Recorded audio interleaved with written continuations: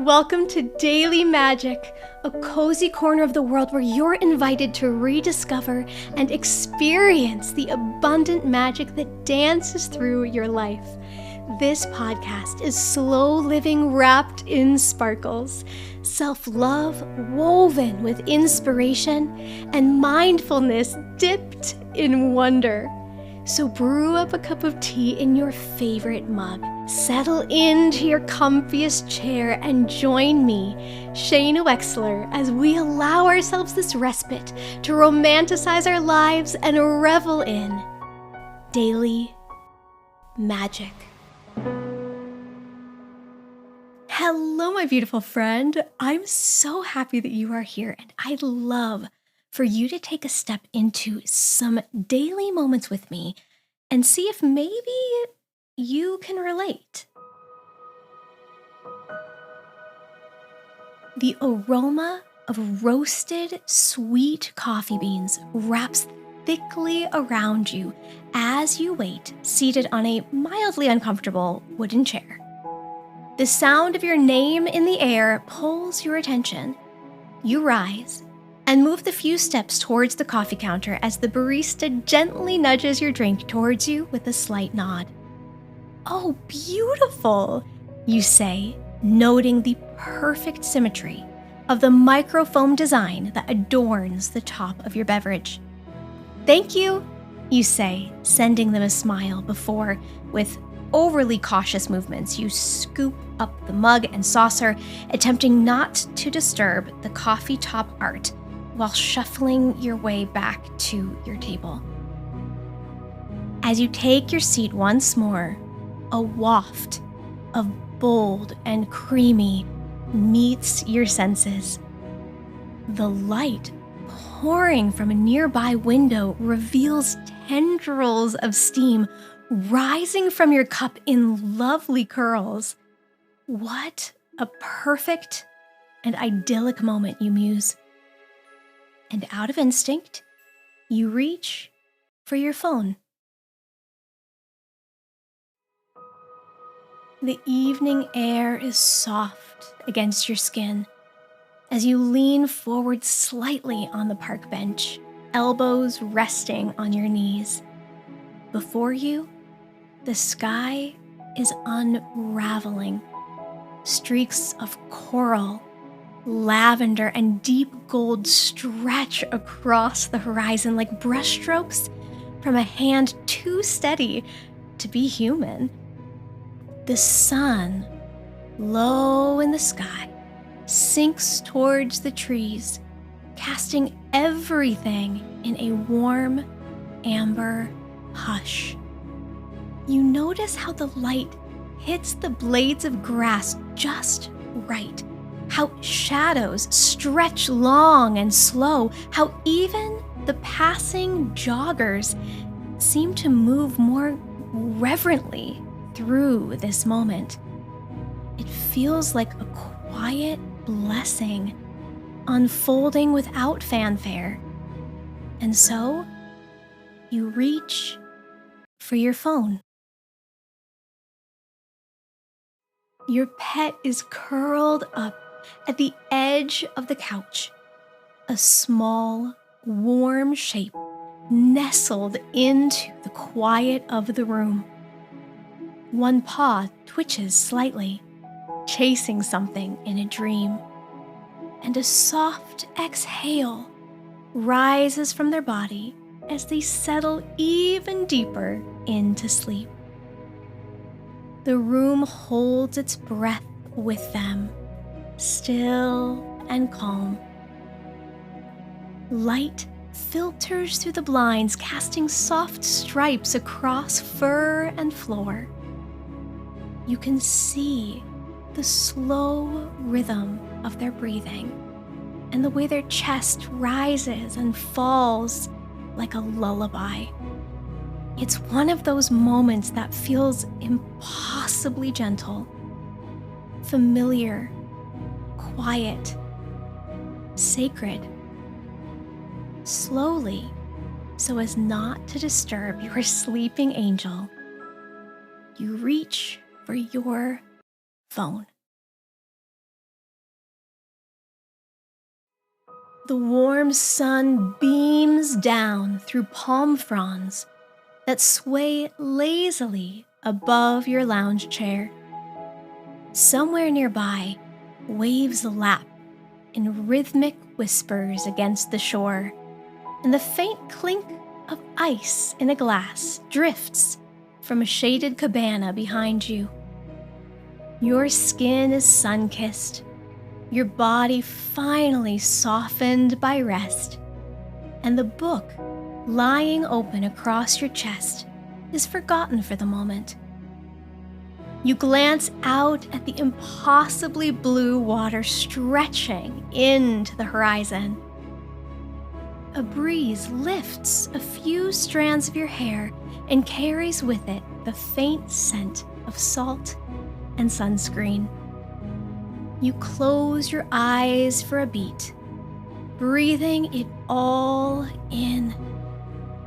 And then, as if summoned by muscle memory, you reach for your phone. Now, everyone has their own opinions, usually strong opinions, on the beneficial or harmful traits of social media. And I tend to see truth on both ends of that spectrum. And though I will not pretend that these platforms aren't rigged against us, meticulously designed to hijack our attention and alter our brain chemistry, I do think that if used with intention and discretion, we have the capacity to wield our socials as a tool to encourage mindfulness in our lives and to spread joy to others. On the magical side of the Instagram coin, the app has had the power to ignite in the everyday human the desire to create. Suddenly, we're all photographers, curators, visual storytellers, artists even. We're seeking out or setting up the most magical and impressive shots of our day-to-day moments. It has encouraged us to stop and to slow and notice. Notice and tune into the moments of daily magic.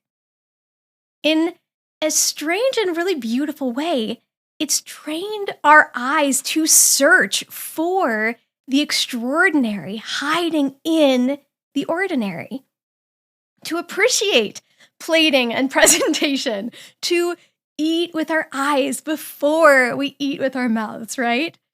It's made rituals out of the simple morning matcha, evening walks, thrift store finds, a perfectly curled plant leaf.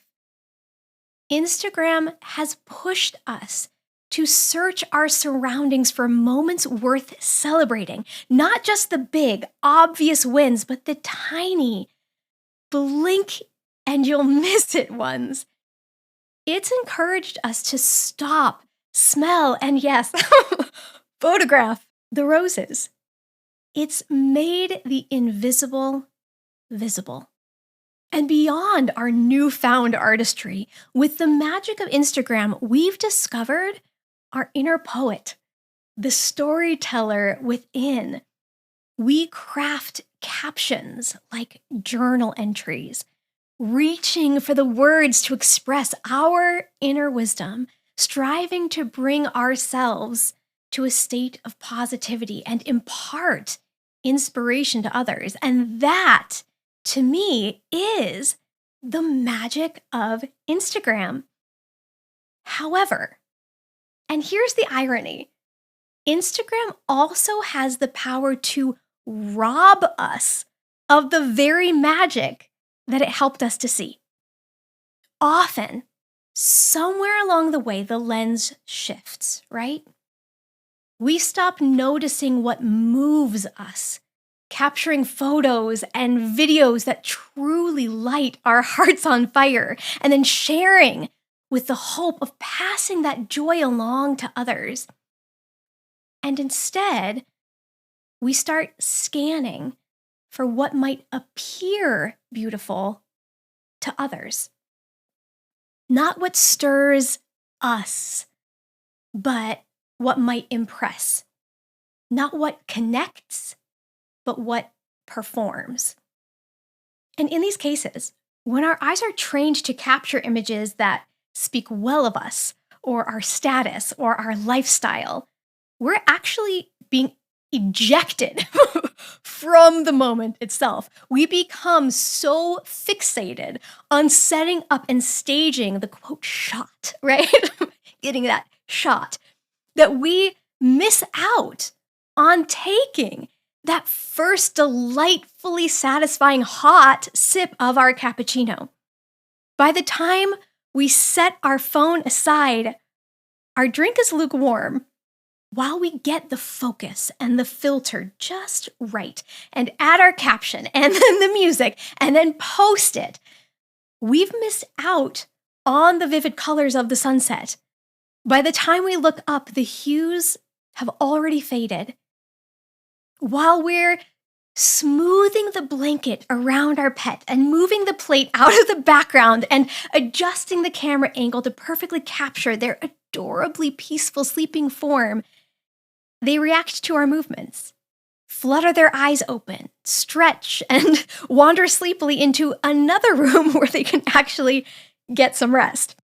By the time we have scrolled back and forth and back and forth through the 20 shots of our book propped on our legs on our sun lounger, waves perfectly framed in the background, we find that we never actually reveled in the sun before the clouds rolled in and shrouded it. And we haven't actually read a single page of our book. So what's the secret? What are the keys to walking that wire-thin balance point where the magic of Instagram actually resides? I have a few ideas that I would love to share. And also, I invite you, my beautiful friend, to comment yours as well so that we can open a beautiful, supportive, uplifting dialogue around this. Here are my thoughts. Firstly, what if each time we had the impulse to grab our phones to capture a moment, we first stopped for at least one full minute to experience and feel the moment as it's occurring. Presence first, photo second. Secondly, what about making a rule that if we have to leave or depart the moment that we're in or the setting in order to go get our phone to take a photo, we just don't. Like, if you're having friends over for dinner and everyone is laughing and conversing and having this lovely time, and you think, oh, I should really get a photo of us all together, but my phone is in the other room. I'll just go grab it real quick. Don't do it. Just don't. Choose instead to stay engaged in the warmth of the moment you're already living. Thirdly, and this is one that I personally find to be extremely helpful, what if we never post on our feed or in our stories at the time that we're actually taking the photo and the video? And yes, I understand that the platform is indeed called Instagram and that the original concept was to be able to post photos in the exact moment that we were living them. But what if we allowed ourselves to be truly in our moment for that 1 minute or more, then took a few seconds to capture the beauty, and then immediately put our phones away so that we could step back into the experiential parts of the present moment that we're living?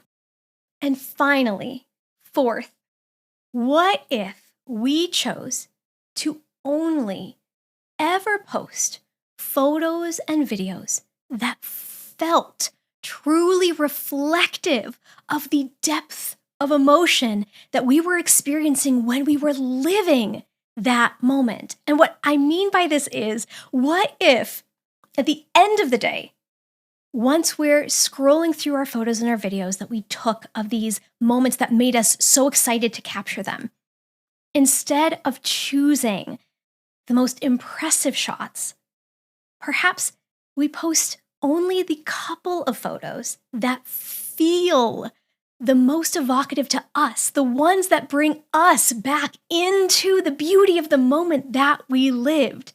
And instead of posting photos that have a "I bet you wish you were here doing what I'm doing" kind of a vibe to them, what if we posted moments as sort of an invitation to its viewer that speaks the message, "This moment was so joyful and magical for me, and I wish that you were here to experience it, and I'd love to share the sensations of it with you."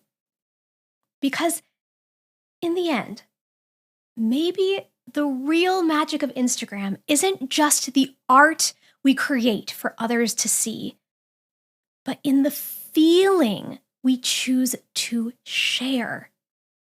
Not to impress, but to connect. Not to escape the moment, but to deepen it. Because isn't that what art is truly about? Be blessed, my beautiful friend. Be light and be the magic.